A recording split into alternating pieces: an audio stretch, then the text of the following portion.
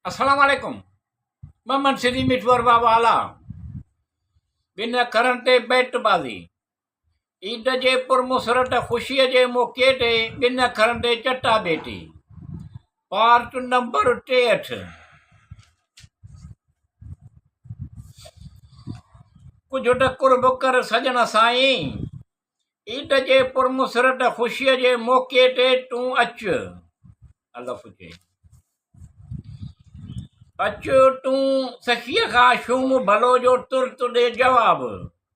हलाए क़ीमती वक़्तु बि सीड़ायो अथई, पंध करण बि पवन साबे शल कम थियनि एतिरा। रातियूं ॾींहं उन्हनि में तुर्त जे जवाब मिलियो थियण लाइ। वाह न त वरी करियो को पंहिंजो हीलो कम जे पैसो रुपयो कुझु बि कोन्हे, पर पैसनि रुपयनि खां सवाइ मिले बि कुझु कोन थो।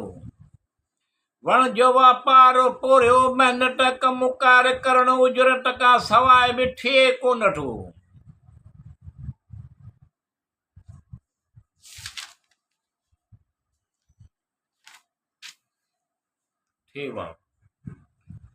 थो इज़त अदब एतराम जहिड़ो अथसि घणो धन रुपयो डॉलर फ्रैंक डरम, त वाह न त ग़रीब सुञे बींगे सां केरु ॻाल्हाए बि कोन थो।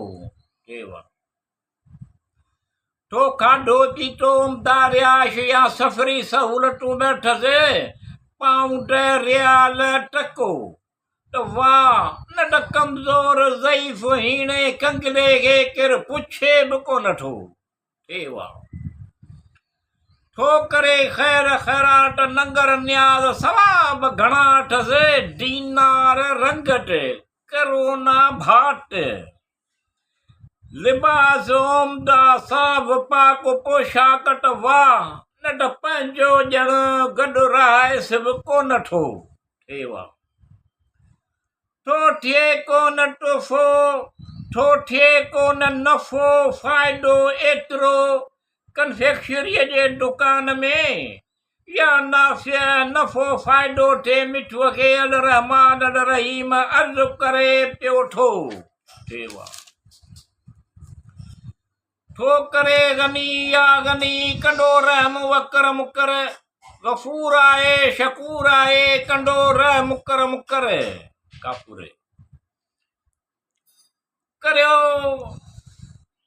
असीं इल्तिजा करियूं, असीं इल्तिजा चऊं, असीं उन खे ठा जेको ॾेई न पचारे रोज़ी ॾींदड़ रहम कंदड़ गौर फिक्र गौर संदसि कुदरत रहम कंदो रहम करम कर।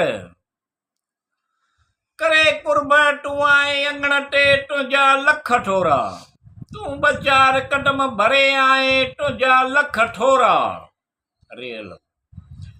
राण तुंहिंजो मुर्की पवण केतिरे महीना सां भरियल, तुंहिंजो हिकु लफ़्ज़ जुमिलो मोतिन सां भरियल तुंहिंजा लख ठोरा।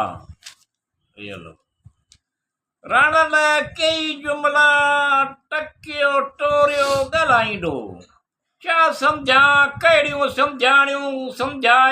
सम्झायल तुंहिंजा लख ठोरा।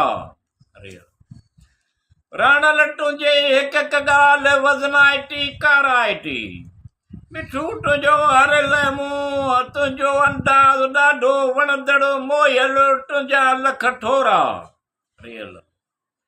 राति चंड जी आहे तुंहिंजो इंतज़ार आहे, असीं केॾी महिल ईद जे चंड खे केॾी महिल तोखे ॾिसूं था। वाह इहो ठा चवनि, ईअं लोभ लॻी पई आहे सभिनी खे पंहिंजी, कंहिंखे कहिड़ी लोभ लॻी पई आहे। अहिड़ा के हमदर्द हॾ ॾोखी किथे किथे ॿुधजनि हाणे। अलफुणे अण वाक़ुफ़ सां ॻाल्हाइण बि रवा न आहे, हुजे जे हुजे पंहिंजो वाक़ुफ़ु पहिरें खां।